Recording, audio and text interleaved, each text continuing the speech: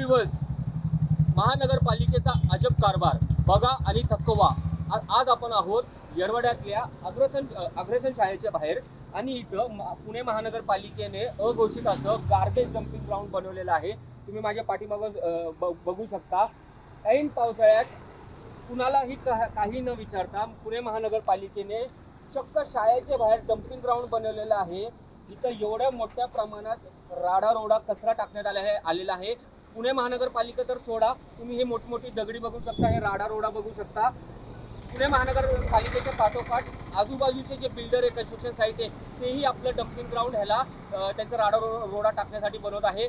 अग्रसेन शाळेत येरवड्यातले असंख्य अशी मुलं शिकतात व बाजूलाच चिल्ड्रन्स रिमांड होम आहे, तिथंही असंख्य मुलं शिकतात। ऐन पावसाळ्यात बनवल्यामुळे रोगराई पसरण्याची, जसं मलेरिया डेंग्यूची लागण होण्याची मोठ्या प्रमाणात इथं शक्यता निर्माण झाली आहे। ह्यामुळं लहान चिमुकल्यांचं आरोग्य सुद्धा धोक्यात आलेलं आहे।